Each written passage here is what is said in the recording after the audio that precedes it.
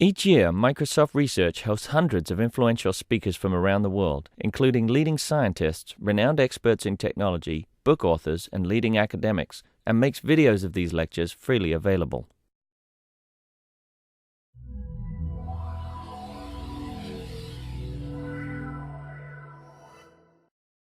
Hello, everyone. It's my great pleasure to introduce Stephen Checkaway. He's a PhD candidate from UC San Diego. He has worked on some cool stuff about car security, compromising a voting machine, and develop techniques for return-oriented programming. So today, he will talk to us about his work. Thank you. So as Wei-Dong said, I am Steve Checkaway, and today I'm going to talk about some of my research on electronic voting machines and on the security of modern automobiles.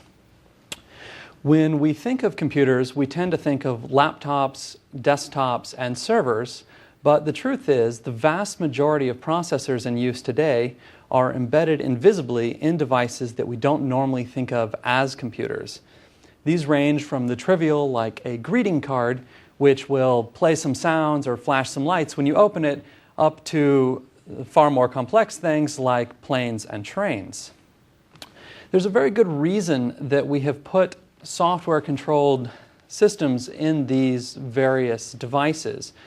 It turns out that it is far simpler to design, test, and deploy a software-based system than it is to design, test, and deploy an equivalent hardware-based system. And this is true if whether or not the hardware is an electronic circuit or a piece of mechanical hardware. One consequence of the ease of software development is that we see that many of the systems which were formerly purely mechanical systems have been replaced by software-controlled systems. Some examples include things like elevators, slot machines, and nearly all forms of modern transportation. Now, once we have replaced mechanical systems with software-controlled systems, it's almost a natural next step to consider adding some form of external connectivity to these devices. This can be for monitoring or controlling the devices. And it can take the form of several different things. It can be any of the standard wireless communication standards, or it can be as simple as just taking a USB device, USB stick, plugging it into the device, downloading the data, and then physically walking that USB stick over to another computer or device to use the data. So before I talk about the security of these embedded devices, I want to talk very briefly about the security of PCs.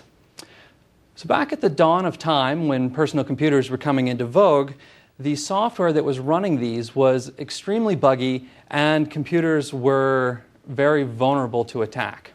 And I claim that it doesn't matter, or it didn't matter at the time. And there are two basic reasons for this. The first is that there was not an easy way for an attacker to contact a bunch of computers to take them over at the same time. He had to target one computer at a time. And the second is there wasn't really much incentive to do this. There wasn't a lot to be gained aside from notoriety for attacking computers. Now this starts to change in the late 90s and early 2000 when the internet becomes much more popular, when now we have our attackers have the ability to communicate with and potentially compromise a bunch of computers at the same time. Now, still not really a big deal because there wasn't a lot of incentive to actually do this. Now that changes once people realize that they can make money by compromising computers and, for example, turning them into zombies as part of a botnet. And so really, what we see is that financially motivated crime is a real driver behind exploiting PCs. So when we move from a computer to a device that is able to manipulate the physical world, the stakes for a vulnerable system can be quite a bit higher. So some of the things that people have done in the past, or looking at the security of embedded systems, has ranged from looking at toy robots in the home, which can be used to spy on the occupants of the home, to a teenager in Poland who was able to take control of the trains in his city and actually cause several collisions. Fortunately, nobody was seriously injured as a result of this. To Stuxnet, which took over uranium enrichment centrifuges in Iran And finally, researchers have shown that they can take control remotely of implantable medical devices such as pacemakers and even, in theory, kill the people with the devices. Now, computer security, broadly speaking, is about making the world a better place. And so, to this end, there are sort of three thrusts of research that go on in the security community. The first of these is the measurement of existing attacks. So here, researchers examine what's going on. They look at the internet. They see the worms and viruses and malware that are being propagated and measure the effects of them, basically see what's out there and what it is that the evildoers are actually doing with these. The second one is to try to stay one step ahead of the miscreants and develop new attacks against existing systems, or to develop attacks against new systems that people hadn't previously considered. Now, both of these feed into the third thrust, which is defense. So the measurement of existing attacks and the development of new attacks enables researchers to design strong defenses against these attacks to protect people in the future. Now, these are all three important areas, but for the rest of this talk, I'm just going to focus on one of these, on development of new attacks against systems. So first, I want to talk about what happens when we replace mechanical voting with software-controlled voting, and then I'm going to spend a little bit of time and talk about how I can remotely take over your computer, your car. And then finally, I will conclude. So partly in response to the voting debacle in Florida in 2000, Congress passed the Help America Vote Act, or HAVA, which had as one of its goals the replacement of the old punch card and lever style voting machines with something newer. Now, many jurisdictions opted to replace their old machines with paperless direct recording electronic voting machines, or DREs. So let's take a look at how these work here. Now, DREs are these, they can range in size from the size of a small tablet to these large 200-pound behemoths that have to be wheeled around. But in any case, there's a bit of a logistical problem here in that on the day of the election, the voting machines need to be in place at the polling places, or the precincts, so that the voters can come in and vote. But since these are so large and cumbersome in some cases, what happens is the voting machines are delivered several days before the election takes place, and then they just sit around basically unguarded. So this particular picture was taken by Princeton professor Ed Felton, who has made it his hobby to travel around Princeton in the days leading up to an election and take pictures of voting machines that are left unattended. Okay, now on the day of the election, the poll workers set up the machines, and then the voters come in and they cast their votes using whatever the interface is for that particular machine, either interacting with a touch screen or, as in here, pushing the button that is next to the preferred candidate's name. So after they push the cast vote button, the voting machine stores their vote in its internal memory. Now, at the end of the election, what you would like to happen is you would like to collect all of these machines, aggregate all of the votes together, and then figure out who won the election. But if you think about the problem with delivering the machines to the polling place, you can see that we have the same problem collecting them all. So what happens is the votes are actually stored on a results cartridge. So this is about the size of a paperback book for this one. And these are what are collected at the end of the day. So after the polls close, the poll workers go around, they remove all of these cartridges and take them back to the county headquarters where the votes are aggregated and the winner is declared. So in response to the fact that we now have software that is controlling our elections, a number of researchers have taken a look at the security of the voting machines that are running the election. So this is just a small sampling. But basically, every serious study of a voting machine has revealed significant technical flaws. These have ranged from being able to violate the ballot secrecy, so if you can watch the order in which voters cast their vote, then after the fact you can recover how each voter voted, to being able to change all of the votes on a particular voting machine, or changing all of the votes county-wide, and even in at least one case, being able to infect one machine and have it spread virally to all of the other voting machines over the course of the next couple of elections. So you might be thinking, all right, we know that voting machines are insecure, so why am I up here talking about them? Well, the truth is that not everyone agrees with that assessment. So the local election officials and the voting machine vendors have been highly critical of these studies. They have said things like giving attackers access to source code is unrealistic, and any system for which source code is given can be attacked. These studies are unrealistic. Here we're providing source code. These are extreme circumstances. The hackers have the source code, the operating manuals, unlimited access. They have only slightly limited access. They have unusual access to the machines. The attacks are highly improbable. You can see sort of a trend here that the people doing the study had too much access. They were given source code or other insider knowledge that a real attacker wouldn't have. And in fact, here is my favorite of the quotes. I think my 9 and 12-year-old kids could find ways to break into the voting equipment if they had unfettered access.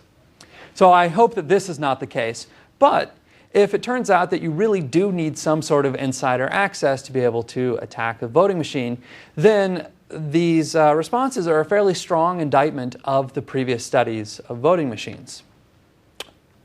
So to that end, I, along with researchers at UC San Diego and Princeton Center for Information Technology Policy, set out to study a voting machine for which we had absolutely no insider access. The machine we chose to study was the Sequoia AVC Advantage, which is in fairly wide use, used in a number of different states. And now it has several key features that made this a good machine to study from our point of view. The first is that it has a very simple design. So any flaws that are found in the voting machine must be flaws in the software or hardware that was designed by the company and intended to be running on this voting machine. This is in contrast to some of the other studies which relied on Windows' auto run feature, for example, to load malicious code onto these voting machines. As I mentioned, we had no insider access. All we had was a voting machine which was purchased by Princeton professor Andrew Appel from a government surplus site. There was no authentication required. Anybody could have purchased these. He bought a lot of 5 machines for a total price of $82 plus $900 in shipping to Princeton. But anybody could have done this. And then it turns out that this particular voting machine it was designed with security in mind, which seems to be not the norm for voting machines and other embedded devices. In particular, this machine has a pretty strong defense against code injection, which I will tell you about. So, as what is probably a review for many of you, here is how code injection normally works. There is a program that is running in memory that the attacker wishes to exploit, and the processor maintains a piece of state called the program counter or instruction pointer, which points at the next instruction to be executed. So the attacker's task is twofold. First, he causes his own malicious code to be loaded somewhere else in memory, and then second, changes the program counter to point from the legitimate program to the malicious program. Now, one way that this can be done is a pretty easy one. It's a buffer overflow on the stack, which allows the attacker to both inject new code and change the program counter at the same time. On an embedded system, the situation is pretty similar.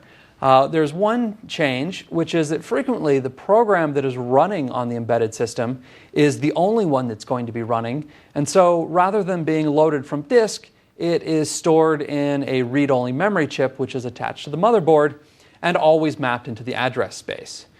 Here, the attacker's job is basically the same. First, load the malicious code somewhere into memory. Now, he can't load it into the ROM without actually replacing the ROM, but that's okay. The processor is perfectly willing to execute code loaded anywhere execute code anywhere in the address space, so the attacker just loads his code into the RAM. And then, as before, he causes the program counter to change from pointing at the ROM into pointing at his malicious code. On the Sequoia AVC Advantage, the situation is markedly different. So first, it does have this ROM-RAM distinction where the legitimate program is in the lower half of the address space in the ROMs, and the top half of the address space is for RAM. But the one difference is that the AVC Advantage has a piece of hardware such that if the processor ever attempts to fetch an instruction from RAM, it raises what's called a non-maskable interrupt, which basically causes the processor to branch to a known location where it executes a small piece of code. In this case, it prints out an error message and then goes into an infinite loop waiting for the machine to be turned off. So if we think about what this means, the attacker cannot change any of the instructions in ROM without actually replacing the ROM, and the attacker cannot cause any instructions in RAM to be executed, so there is no way for the attacker to actually run any code that is injected into the machine. And so this was the fundamental assumption that the designers of the voting machine made when they designed this. Namely, if you can't inject code, then the only program that's running is the legitimate voting program, and so everything should be fine. Now, this assumption is false. So return-oriented programming is a technique that was designed to allow arbitrary attacker-controlled Turing-complete behavior without any code injection. So basically, the way this works is the program has some sequence of instructions in it, and the attacker looks through them and finds some sequence that finds a bunch of sequences, each of which performs some discrete action that is useful. And so what I mean by a discrete action is something like adding the contents of two registers together or storing the contents of a register into memory. Now, if the attacker can arrange for these sequences of code to be executed in the appropriate order, then he can cause any behavior that he wants. So the details are technical, and I'd be happy to talk about them after the talk, but the upshot is that if the attacker is able to gain control of the function call stack, then he can induce any behavior he wants in this program. Now necessarily, because we're relying on the instructions that exist in the legitimate program, the return-oriented attack is specific to the particular program and the processor on which the program is running. So return-oriented programming was designed and is mostly used in the context of exploiting PCs. Now, PCs tend to have software defenses against code injection. Microsoft, for example, calls it data execution prevention, or DEP, which basically says that any page of memory can be writable or it can be executable, but never both at the same time. And so the way ROP is basically used is you write a small ROP program that turns off the software defenses against code injection and then performs the standard code injection attack. Now, this doesn't work on the AVC Advantage precisely because of this hardware. There's no way to turn this defense off. The consequence of this is that if an attacker wishes to actually attack the voting machine, he has to write the entire program or the entire exploit in this return-oriented style. And so this is, in fact, what I did. I wanted to design an exploit which, when loaded onto the machine, would steal votes. It would shift votes from one candidate to another candidate. Now, to make this problem sort of tractable, so I didn't have to sit down and write down a bunch of individual addresses that I would be writing onto the stack, I designed a very simple assembly-like language and a compiler for it that would translate a relatively high-level specification of this vote stealing, and it would translate it into the return-oriented style. So let's see how this attack would actually happen. So the first thing that happens is the attacker would need to gain physical access to the voting machine.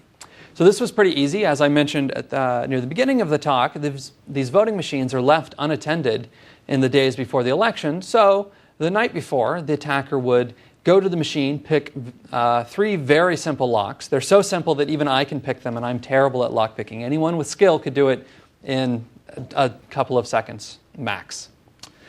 So then, having gained access to the machine, you open up the back panel and get at where the operator panel is and where the results cartridge would be stored. And the attacker has previously loaded this vote-stealing program into a file in the results cartridge, or into a cartridge that's actually an auxiliary cartridge. It's very similar to results cartridge. The difference is unimportant, but the point is that the voting machine has 2 slots in it, one for the results cartridge and one for the auxiliary cartridge. Now, in normal use, the auxiliary cartridge is left empty, so there's no problem there. All the attacker has to do is insert his cartridge into the auxiliary port.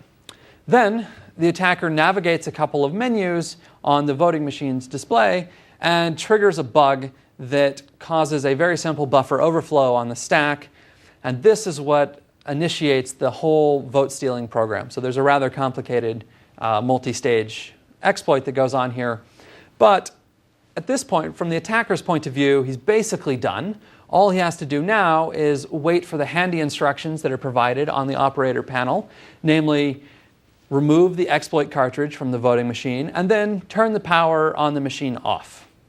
So it turns out that the power on this voting machine is under software control. So there is a power knob, but it is merely advisory.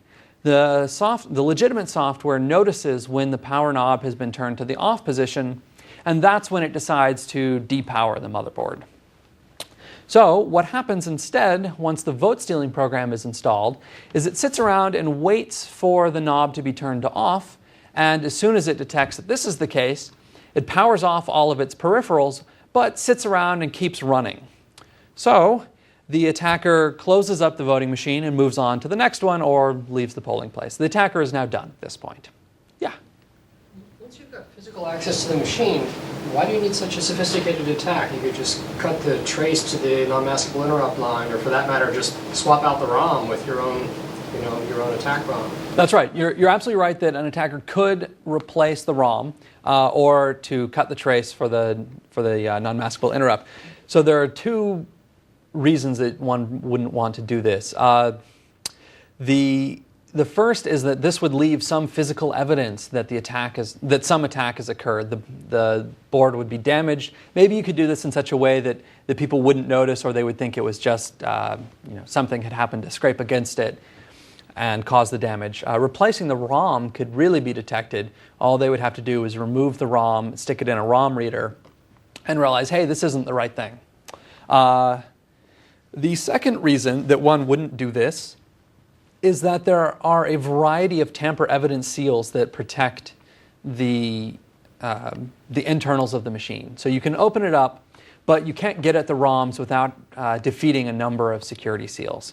So people have showed in the past that it's not too hard to defeat them using a variety of household objects like hair dryers. But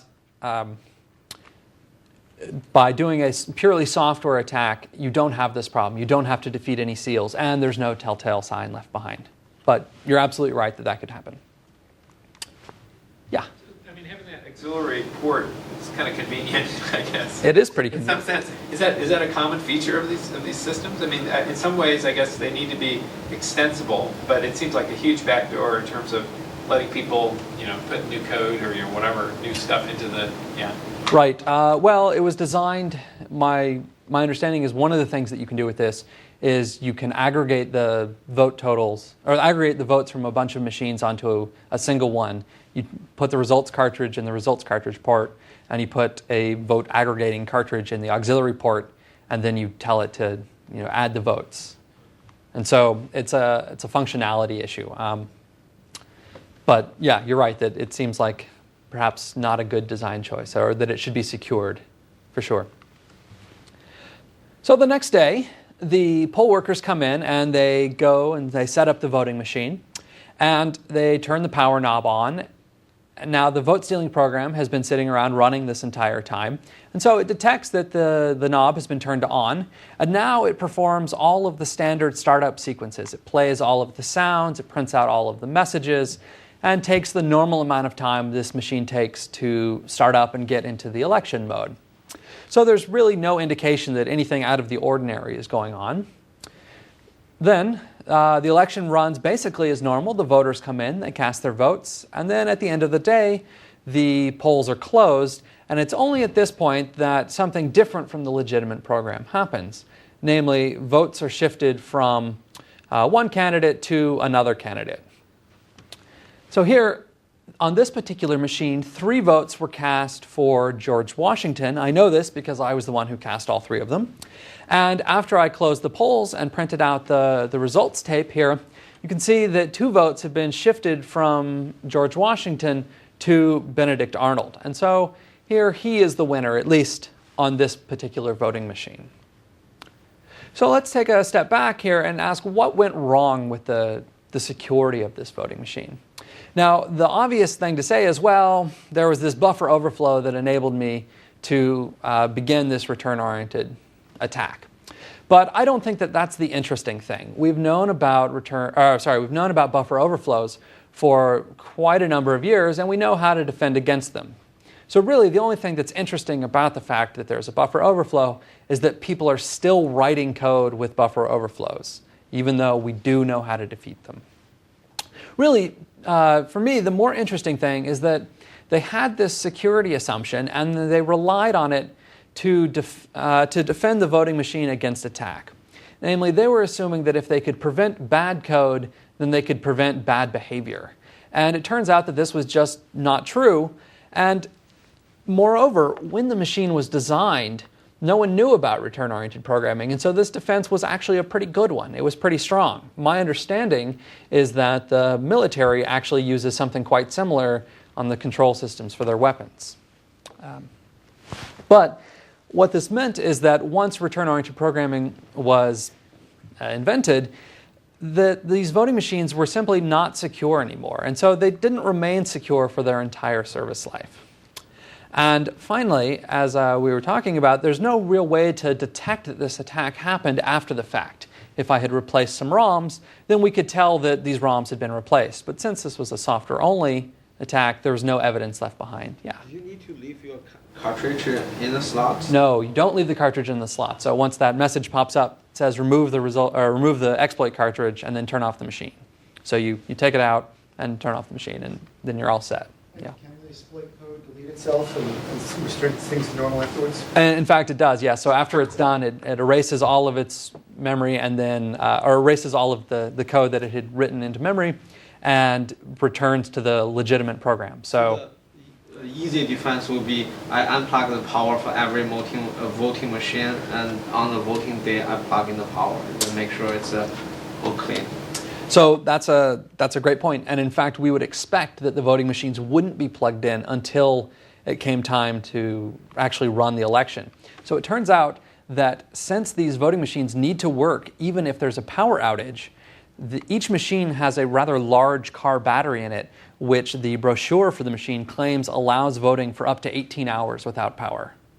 So the code will remain resident unless you remove the battery and unplug the machine. And in fact, even in that case, the RAM is battery backed, and so it will remain. So you would have to remove everything, pull out all of the batteries, and then go through the entire setup procedure to do it. So if you'll pardon the pun, let's shift gears a little bit and talk about how I can take control of your car from a distance. So these 2 statements up here are rather obvious statements, but I think they need to be said because they're important. The first is that cars are these cyber-physical systems, by which I mean we have software controlling the physical world. And second, any vulnerabilities in the software that is controlling these systems is potentially life-threatening. So these are important. The code in them needs to be correct for cars to be safe. Up until the late 1970s, cars were basically purely mechanical devices. However, fuel efficiency and environmental concerns led to the introduction of emission control systems in the form of engine control computers.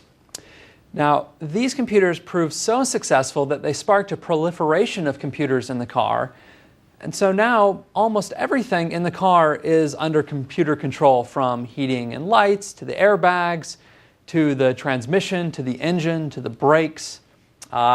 Basically everything in your car is controlled by a computer at this point. I used to like to say that basically the parking brake was the last holdout, but now I have ridden in cars where the parking brake is a button that you press. So at this point, everything is under computer control. Now you might notice that several of these computers need to talk to each other. The remote keyless entry system needs to talk to the body controller, so that when I push the unlock button on my key fob, the remote control door lock receiver will send a message to the body controller saying unlock the doors, and then the body controller does it. So to avoid a potential n-squared communication problem, the designers of these of the internal architecture for cars have designed them around a few shared networks. So each computer communicates with one or more shared buses. So at the same time this is happening, sort of the last of the holdouts of the mechanical systems is replaced with a software controlled system. So the accelerator pedal is no longer connected directly to the throttle. Instead, it is simply, or there are simply sensors in the pedal that detect how far it is depressed, and then the engine controller detects how far the pedal has been depressed, and then it is responsible for controlling how much fuel to mix with air, how far to open the throttle, etc. Okay, so while all of this is going on, the cars have gained a significant number of external connectivity.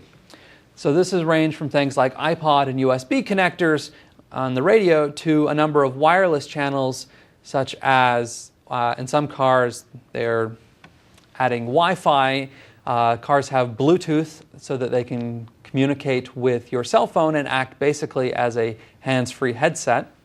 There is a telematics unit in most cars these days, which is basically a smartphone. So it is a cell phone paired with a moderately powerful computer, which has a phone number that can be dialed, and in addition, it can make an internet connection. It can make like a 3G internet connection.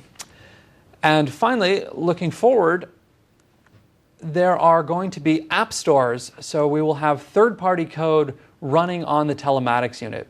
Now, I think that this is a terrible idea, and it sounds like many of the engineers in the automotive industry agree that this is a terrible idea. However, from what I'm told by these engineers, the marketing people love their app stores, and so this is coming. There's no stopping it. We will have app stores on cars. I think so already there. Some cars, I forgot the name, Kia or something, already have apps. Okay, yeah, I've seen ads for like Pandora integrating with some cars, so yeah. All right, so now before I tell you all of the things that an attacker could do to a car, I want to give sort of a motivating example here. Now here, we have arranged for wireless access to this car's internal network. So which car is this? Well, while doing this study, which was a collaborative effort between researchers at the University of Washington and UC San Diego, we purchased a pair of identical make and model, late model 2009, I guess, automobiles that are they're generic. They're not anything high-end or special. They're $30,000 range. There are hundreds of thousands of these on the road today. So here we can see my co-author, grad student turned stuntman, Alexei, and he is going to be driving the University of Washington car down a unused runway in Blaine, and when he gives the signal, we are going to disable his brakes, and you'll be able to hear him try to brake. So I will point it out when it happens, but it makes sort of a grinding sound. 3, 2, 1, 0.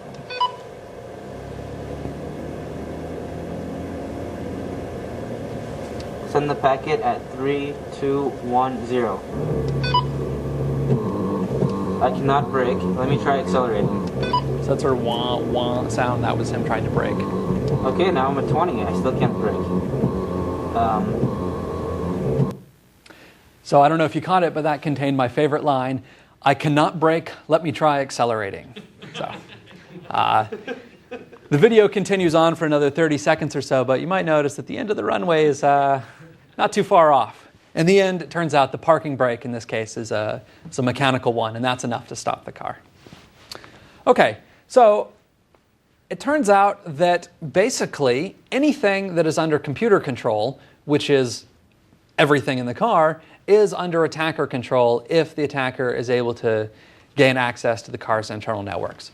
So this is just a short list of things. We can turn the engine on and off. We saw the brakes. They can be completely disabled, like in the video, or they can be selectively enabled, so you can say lock one particular brake.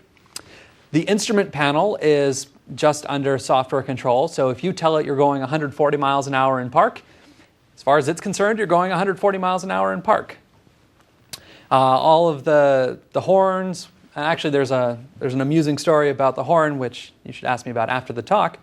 The heating, the lights. The heating, it turns out, you can turn up so high that it is really extremely unpleasant to be inside the car. So you can turn it up much higher than the control on the dash will allow. But basically, everything is under attacker control here. And in fact, the attacker can do more. So each of these computers, which are called ECUs in the industry, can be reprogrammed by the other computers in the car. So if you can take control of any of those computers, then you can reprogram all of them and therefore control absolutely everything. And so this is sort of the assumption that was made by the designers of the car, namely that you need some form of physical access in order to be able to tamper with the computer systems. Now, if this is true, then it's a pretty reasonable sort of assumption, because if I have physical access to your car, then I can do all of the sorts of things that Hollywood has been telling us we can do to cars if we have access to them for the past 30 years. So I don't need to play around with your computer system. I can cut your brake lines or do all of those sorts of things. However, as you might imagine, this assumption is false. So we can consider attackers who have a variety of different capabilities. So the first one I want to mention are the attackers who have an indirect physical access to the car. Now, what I mean by this is that the adversary does not himself have direct physical access to the car, but he does have access to some device which has access to the car. So there are a bunch of examples of these sorts of things. In the corner here, you can see a standard diagnostic tool that a mechanic would plug directly into your car. These are frequently wireless devices themselves, and so the attacker could take control of the device and now can take control of all of the cars that it plugs into. There are third-party radios which plug into the car. Any malicious radio could take control of the car. There are third-party tools that plug directly into the federally mandated onboard diagnostic port. So here is one, Autobot, which is a popular one. I mentioned that radios have iPod and USB connectors. They can play a variety of digital file formats, including WMA and MP3. And electric vehicles communicate with their charging stations as they're being charged. So the point here is really that any one of these devices that is connected to the car extends the attack surface of the car to that of the device. The second category of attackers one can consider are those who are able to send short-range wireless communication signals. So here, something up to, say, 100 meters or less. Now, there are a variety of these in the car. I mentioned previously that some cars can pair with your cell phone via Bluetooth for hands-free calling. Remote keyless entry has at least 2 wireless communication channels. Some cars have Wi-Fi access points in them, using the Telematics unit as its gateway to the internet.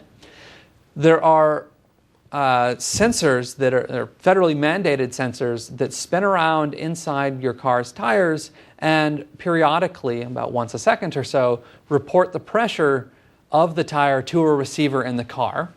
And looking forward, people are developing vehicle-to-vehicle networks where cars will be able to communicate with each other as they're driving down the road. The final category of attackers one can consider are those who can send long-range wireless signals. So this is at a distance of miles or even at a global scale. So cars have a variety, can receive a variety of digital radio signals, including satellite radio and HD radio, and even the radio data system, which is the signal that's broadcast along with FM that allows your radio to display artist and track information as you're listening to the radio. Now, in addition to this, there are the telematics units, which have cell phones and so can be accessed worldwide and can create internet connections, and so they can be accessed via that as well. So, of all of these potential attack vectors, we looked at 4 of them in depth. We looked at the manufacturer standard diagnostic tool, the standard radio media player that is in the car. We looked at the Bluetooth and the cellular communication in the telematics unit. And the point is that every one of these led to a complete car compromise. So all of these were vulnerable, and we could do, in compromising any of them compromising the car using any of these vectors, we could control the entire car, including things like the brakes and all of the things that I mentioned earlier. So I want to talk about 2 of these very briefly. The first of them is the media player, so the car's radio. What you do is you insert a CD into the radio, and then that will cause it to take over the radio. There are 2 ways that this can be done. The first is that the radio contains some vestigial code that the manufacturers weren't even aware existed until we told them, that was put there by the supplier for the radio for reflashing the radio quickly and easily. So what you do is you take a standard ISO 9660 formatted CD with a particular file and directory structure, and you stick it into your radio. A rather cryptic message is displayed, and if you push the wrong button, and there's no indication what the right or wrong button to push here is, but if you push the wrong button, it will reflash your radio, and so you can basically overwrite all of the radio's firmware. The second attack that we developed was that it exploited a flaw in the radio's parsing of WMA files. So there is an undocumented header in a WMA file that this code was misparsing. So in the end, we're able to construct a WMA file that would play fine when played on a computer, but when burned to a CD and inserted into the radio, would take control of the radio. So you might be thinking, you have a question? So what was the process you went through to find these bugs, these exploits? So to finding the various vulnerabilities and to exploit them, we spent a lot of time looking at the firmware in IDA Pro.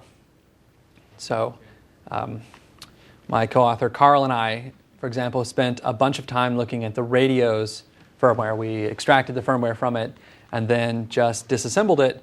And I was looking at where it was parsing the ISO 9660 file system, and we found this reflashing capability in it. And then a little bit later, Carl was looking through the WMA parsing code and discovered that there was this vulnerability that led to an extremely tricky buffer overflow to exploit, which caused him to... normally what would happen is it would just crash the radio when you tried. I had this tendency to brick all of the radios that I poked at. I have a whole stack of dead radios somewhere. Eventually what he ended up doing was writing a debugger that would run on the radio. So we would reflash it using the first attack vector, and then use the debugger, and he repurposed an unused serial port.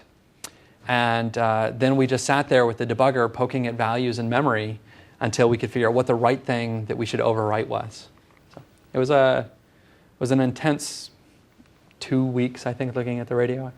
Is there like a black hat community around this kind of, I mean, obviously people attack computers all the time, but, this kind of pretty specialized, I mean, presumably every radio is different with this kind of software and stuff, right? And it's, there's 100 different, low visibility brands and things like that. Is it just you? Are you the only one that's ever looked at these things? Right. So there's a big community of people who look at the computers in their car. I don't think that they have looked at radios before. Usually what they're trying to do is the tuning community. They are trying to make their cars perform better. So they will change values in tables to cause more fuel to be mixed with air, etc. And so they just try to get the most performance out of their car that they can. I'm not aware of other people looking at trying to attack cars. Okay.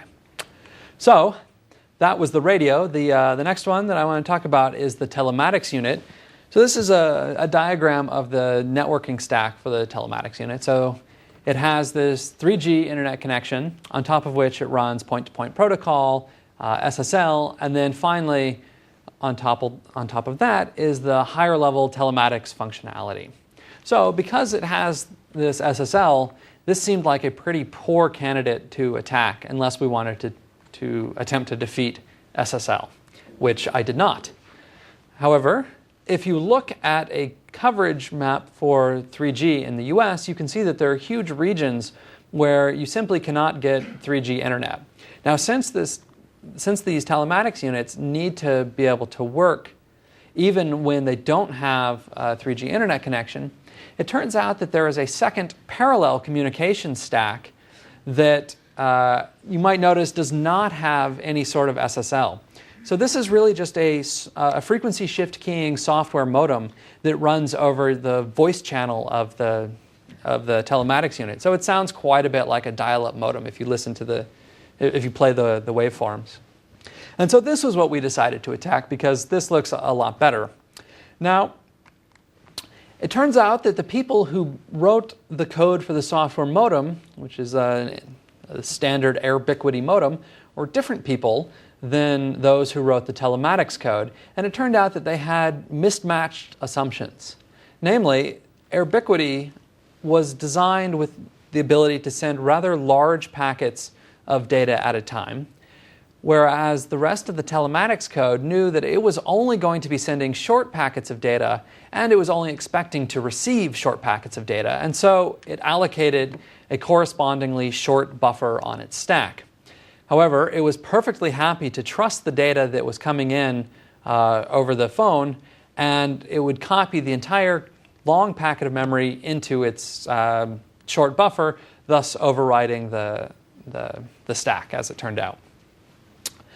So this led to our attack. It's pretty simple. Basically, there are two parts. You call the car, and second, you transmit your malicious payload. Now, there are two ways that you could go about doing this. One, you can implement the entire modem protocol, implement the modem protocol, and so you have this two-way communication with the telematics unit after you have called it up. But it turns out that we don't actually care what the response is from the modem. So we can just assume that it's going to send us the expected response, and so all you have to do is record your half of the conversation as an MP3, and then just play the MP3 into the phone. So here's a picture of Carl playing from his iPod, playing this exploit song directly into a conference telephone and actually taking control of the car that is just outside the picture. So now, once you have taken control of the car, it turns out that you can use many of the other wireless access points, or not access points, but wireless vectors, to control the car after you have compromised it. So one in particular that was extremely handy is that we can use the telematics unit's 3G internet connection. And so we would take control of it using any of these methods, and then you just create an internet connection. And what we did was we wrote a pretty simple IRC chat client that would connect to our server whenever the car was turned on. And then it would sit around and wait for commands to be sent to it, and then it would perform whatever action we told it to do. So here at the top, you can see the University of Washington car joins the channel. A little bit farther down, the UCSD car joins the channel. And finally, at the bottom, Carl commands both cars to simultaneously perform a particular action. The action that he chose was to have it send a packet on its internal network. This particular packet just caused a chime to happen in both cars simultaneously, but you can imagine that it could have done anything you wanted. In fact, it's very easy to get a shell on the device using the DCC chat feature of IRC. These cars were the same make and model? Yeah, so we had the same car. So the point of this was to determine if the vulnerabilities that we found were specific to a particular instance or to a family of cars.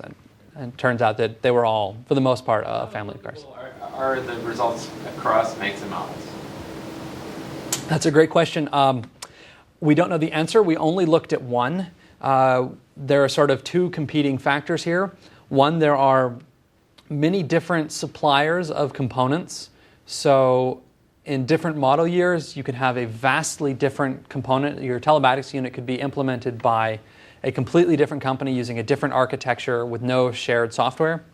However, these suppliers do provide parts to many manufacturers, and these can be used across various models. So on the one hand, you have this diversity, and on the other, they tend to reuse the components across multiple cars.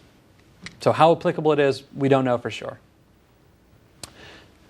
So now that we have this capability to take control of cars and then to control them after we've taken them over, the natural question is, what is it that someone might want to do with these capabilities? So it's easy to talk about things like terrorism. You know, we're going to have all of the cars stop working all at once, or we're going to lock their brakes or something like that. But I'm not a terrorist, and so this is a little bit outside my area of expertise. I'm a computer scientist, and one thing that we have some knowledge of is financially motivated crime. So let's consider car theft. As a computer scientist, sure, we study people who are financially motivated and they commit crimes using computers. That's part of the first thrust of the computer security research. So the old way to do car theft is you send your guy out with a Slim Jim and he breaks into the car and then hot wires it and drives it away. But we don't have to do that. We can be smarter about it. In fact, we can even sell car theft as a service if you wish.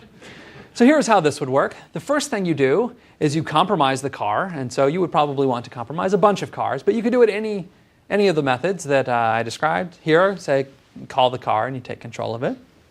Next, you can locate the car using the GPS that's in the car. So once you know where the car is and you know what kind of car it is because you know what the VIN is, and so that's, that tells you, am I going to steal a car that I care about? So, yeah. Question about first. How do you call a car, by calling a phone number or calling the car's sequence ID or something? So the question, if I understood, was how do you call the car? Or you just dial the phone number? So you know the phone number of that car, or you know the phone number of the driver? Of the car. Right. How do you get that? So that's a great question. How do you get the phone number of the car? So in our case, we cheated. We pushed the button and said, what's our number? And it told us. In reality, you would need to be able to find the numbers for the car. So one thing that we thought might be the case is that they would be sort of allocated sequentially in a block. But the University of Washington car has a 206 area code. The car in San Diego has a San Diego area code, so that's probably not the case. So you would probably need someone who had access to the database of the cars. This basic phone number is just small enough. You can just start calling your end. Or you can just war dial. You're absolutely right. You would choose the ones in your area that you wanted to attack. Yeah, absolutely. So, yeah. So obviously you pay all this money for these keys, electronic keys that are supposedly encrypted. It's only somebody with the key can start your car. Can you bypass that completely? That's coming right up. Okay, great. So after you have located the car, you send your guy out who's going to go steal it. When he arrives, you unlock the doors, start the engine, and bypass all of the anti-theft measures, which allow you to, say, shift into drive, and then you just drive the car away. And so we implemented this whole attack, and here, Carl has been informed where the car is, and so he is going to walk out to it.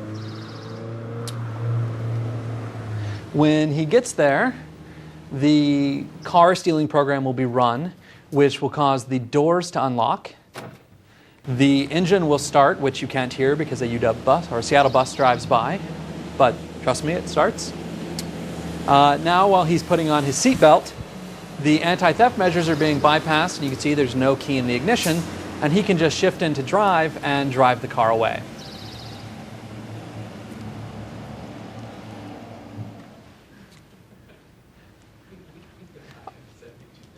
Okay, so that's car theft. One might consider doing something a bit more, or a bit different rather. So here, cars have, in addition to GPS, they have microphones inside the cabin so that you can use the car as the hands-free headset, essentially. And so we can use the car to listen to what's going on inside of it. Here's how this proceeds. You start, as before, by compromising the car using any of the methods you want. Then you can just have the car continuously report its GPS coordinates. So I used a Twitter clone so that the car would just tweet its location every 15 seconds or so. Then you listen for audio, or you listen for voices in the cabin. So just using standard voice detection, and then compress the audio and stream it off to another server. So we implemented this as well, but the video that we produced was perhaps a bit too cute to show in this setting, so I will skip it. So let's take a step back here and ask what went wrong with the car. So there are two things that I think are really important that happened here. First is that cars have had a real lack of adversarial pressure. No one, to the best of our knowledge, is attacking cars. And so the manufacturers haven't had any incentive to design security mechanisms for the car. The second reason is that the cars are these they're not built by the manufacturers themselves, so they don't have the capability to produce all of the components that go into the car. Instead, what they do is they design specifications for each of the computers in the car, and then third-party suppliers bid on contracts to build the components to the specification. Presumably, the lowest cost bidder wins, and they produce the component, which is returned to the manufacturer essentially as a black box widget. So the car companies have no idea what goes on inside these components unless they do the same sorts of analyses that we did, which they don't do because they didn't have any reason to do so. And so this leads to a couple of problems. One is that you have these incorrect assumptions between various suppliers. So the Telematics code, for example, it had a different assumption than the modem code had. And in fact, almost every bug or every vulnerability that we found in the car fell at one of the boundaries of these components. So this has some ramifications for other industries, such as the airline industry, which builds planes basically the same way that cars are built, by having third-party suppliers produce a bunch of the components. And finally, as with the voting machine, there's really no forensic evidence left after the fact that this occurred. So we developed attacks that would simply erase themselves from memory as soon as they were complete, and there's no audit log left that could be found. Even if the car has a black box that is recording traffic, you may be able to detect that an attack has occurred if you, say, have happened to have logged that the command to lock the brakes was issued right before the attack happened, but you wouldn't really figure out when the car was attacked. You wouldn't know who did it or how it was attacked. So my interest in looking at these is not to identify specific vulnerabilities in these embedded systems. Really, I want to understand how these vulnerabilities arise in the first place. So it's helpful to look at the commonalities between these two rather different systems.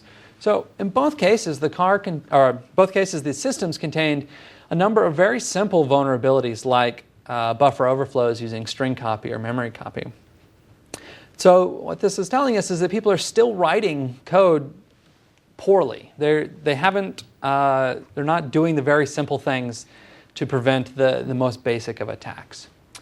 But more than that, even when these systems are designed with some security in mind, they're not designed with defense in depth in mind. So they have one mechanism that is going to protect the car. They're going to have, or the system, they're going to have either requiring physical access to get to the networks, or they're going to have, in the voting machine, this hardware that prevents code injection. And the assumption is that these defenses won't be bypassed. So when they are, there's no additional protection. And so if you think about the car, for example, there's no reason that my taking over the radio should ever let me take control of the brakes. That simply shouldn't happen. In both cases, the attacks were really undetectable. There was no way to tell after the fact that an attack has occurred. And finally, it's rather difficult to update the software that is running on these computers. So you could imagine something like the Chrome model, where basically whenever a new update goes out, everybody's browser more or less is updated basically at the same time. In both of these cases, this is not the case. The voting machine someone would have to go through and replace each ROM individually. For the cars, the owners of the cars would have to take it to the dealership, and then they could update the software for each individual car. But many people don't even go to dealerships. They just take it to their neighborhood mechanic, who might not have the ability to do this. However, in the case of the cars, this is actually starting to change with firmware over the air. So you can update your firmware remotely. So this has its own security implications. But if this is done right, then perhaps this is starting to be solved. And so looking forward, the embedded systems community can really learn a lot from the PC world when it comes to security. And so in particular, it can avoid making the same mistakes that the PC world has made. So these are things like defending against simple buffer overflows. This is running your code through standard tools that can check statically that these sorts of things can happen. This is fuzzing your own software to make sure that it behaves correctly even in the presence of input that you didn't expect. So all of these sorts of things they could start doing immediately and could really make their systems a lot safer. However, I claim that the embedded systems world can go quite a bit further in terms of what they can do for security.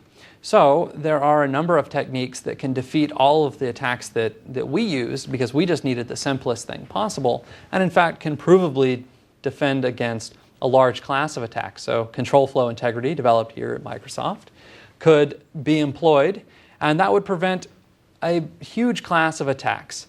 Now, software vendors have not implemented these sorts of things in products because they're not willing to take the performance overhead, as we were talking about earlier. So this means that even though we know how to defend against all sorts of attacks, we simply don't. But in the embedded systems world, you're typically not on the bleeding edge of performance. And so if it takes, say, twice as much computing power to implement CFI, well, that's no real barrier. You just buy the next faster processor in the catalog, and the problem is more or less solved for you. Yeah?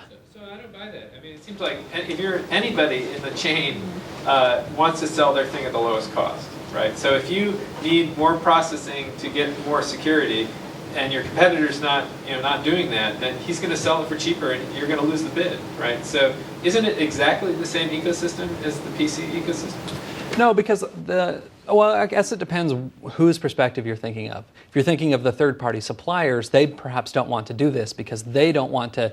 They don't want to say, well, we can build your part, but it's going to cost us, an extra $1 per component. But if the manufacturers say, no, you really need to do this, if that's part of the specification. Well, that's like regulation, right? I mean, in some sense, if there was a regulation that said you had to do this, then people would pay the cost. This is probably the same is true for PCs. If there was a regulation that said, you had to run this kind of security measure, everyone would just bite the bullet, and So is that a reasonable direction? I think it is. Well, I don't know if regulation is necessary, but I think that the manufacturers can decide that they want to do this, that they want all of their suppliers to do it. So now the suppliers are already having to implement this functionality, and since they want to use the same components across multiple cars, so they want to sell to multiple manufacturers, if they already have this capability, then I feel like one manufacturer could take the lead and say, this is what you need to do. But I would hope that they would actually get together and decide that, hey, this is an important problem to solve. Could the PC world do this? I think they could. I don't know that they will. I don't want to say they don't care enough, but they're not doing this. I don't know. At least it seems like the automotive industry has decided that security is important to it, and so hopefully they will do things like this. Yeah, Josh? Yeah, perhaps the market question is, do you have any idea how much it would cost to actually put good security in each car? And then the question becomes, would consumers pay that additional amount? Right. So I don't know how much it would cost. After having done this whole study, we decided that basically cars were insecure by design. All of the computers in the network are trusted, and there's no real way to get around that. So you have to basically throw this away and start over with a new internal computer architecture that is designed with security in mind. And the car manufacturer that we spoke to came to exactly the same conclusion. And in fact, they have initiated a worldwide effort to redesign their car's internal architecture. And so with security as a focus, they hired a bunch of people doing security and so forth. So, yeah. Isn't there like a substantial liability issue for the car manufacturers now that you've published these results? They have hundreds of millions of cars with these known defects. Right. And you've published lots of details about these defects, so they certainly know about them. And if I was a lawyer, I would, drag these papers into court or drag you into court and sort of say, you told them about it, they didn't do anything about it. The next generation of cars that came out the next year had the same flaws in it, so it's their fault. Well, they're definitely, so the manufacturer we spoke to was extremely responsive to us. They wanted more information from us all the time. They wanted to know what is it they could fix immediately that would make their cars better. They wanted to know specifics, and they wanted principles that would help them secure the cars as is. In at least one case, we told them about a flaw, I think, in the telematics unit, just in time for them to get it fixed before they shipped the next model year. So they have taken this very seriously. They seem to be wanting to add security to their cars. Now, is this a liability issue? I'm not a lawyer, so I don't want to speak to that. Yeah. So I guess it's a very related question, which is there evidence this is actually happening? I'm not aware of any evidence that this is happening. The only thing that I know of that is really similar, well, there was the rental car company with a disgruntled employee who did something like disable all of the cars using whatever third-party thing they had in there to disable cars. But I've been told that you can buy a device that performs an attack fairly similar, or that will bypass the anti-theft measures in a car and will start the engine. So you can buy these things, so you break into the car, you plug it into the onboard diagnostic port, and then it does the rest for you. So those exist. Whether people are attacking cars remotely, I think the answer is probably not, but I don't know for sure. And we were certainly approached by a bunch of government agencies and military branches that wanted this technology. So some people are interested in it. Yeah. How difficult is it to design two networks? One is only for internal control, and the other one is completely for entertainment and internet connectivity. Right. Yeah, that's certainly a good idea. This is what the airline industry does, to the best of my knowledge. They have a separate infotainment network from the rest of the avionics.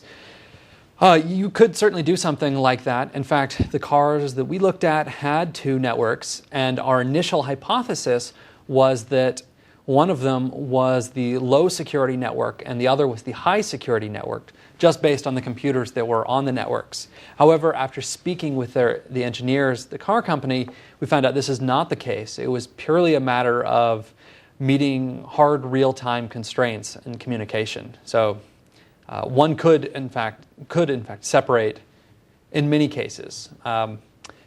There are some components that really do legitimately need to talk to multiple networks, and these are the places that I think you should focus your security. So the telematics unit needs to be able to monitor and control all of the networks, so it needs to sit on all of them, and so that's something where you really need to put a lot of effort into security. All right. So these were both pretty big projects that I have worked on, and I've had a large number of collaborators here who these projects would have been significantly more difficult without them. So. And with that, thank you very much.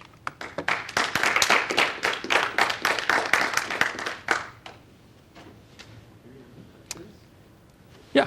How old a car should I buy? How old a car should you buy? So the thing to keep in mind is that computers have made cars much safer. They are safer today than they were. So you should buy whatever car you most enjoy driving. You had a story about a horn? Ah, yes, I do have a story about a horn. So at UW, they were going through and they were fuzzing the car's internal networks. So they would target a computer and they would just push the button on the laptop. They would send a random packet of data. And then they would examine the physical state of the car to figure out what had changed. So this is how we figured out how to lock the brakes, for example. So while they were fuzzing the computer that it was responsible for honking the horn, they sent it the honk horn command by mistake. Or rather, they simply didn't know. And at the time, we were unaware that it was pretty easy to stop it. You could send one additional command, which meant stop performing all of these silly actions, or even just unplug the computer, and inside 10 seconds, it would stop doing that. But we didn't know this at the time, and so the horn just started blaring. And it got the attention of the university police, who came over and demanded to know what they were doing. And so, you got a group of grad students sitting around a car that's just honking, and everybody's like this. And, they said, we're doing research. And the police officer said, on the horn? In later experiments, we either disabled the horn or, I think at UW they just replaced it with a small little speaker that just made a little buzz. Yeah. And related to that, we disabled the airbag, if you were wondering. So the manufacturers were, when they found out what we did, the first thing was like, do not play with the airbag. It can kill you. This is not, just so. Any other questions? So is the airbag on the same electronic, sort of sensor network? In other words, it seems like that. I mean, that's a very dangerous thing to, just deploying airbag in the middle of somebody driving down the road would be, pretty nasty. Right? Yeah, extremely. It seems like one command, right? Yeah, I think you can, but I don't know what it was. I don't know how to do it. We certainly didn't do it. There was definitely something that would. We could spoof the fact that the airbag had been deployed, but that didn't actually deploy it. So.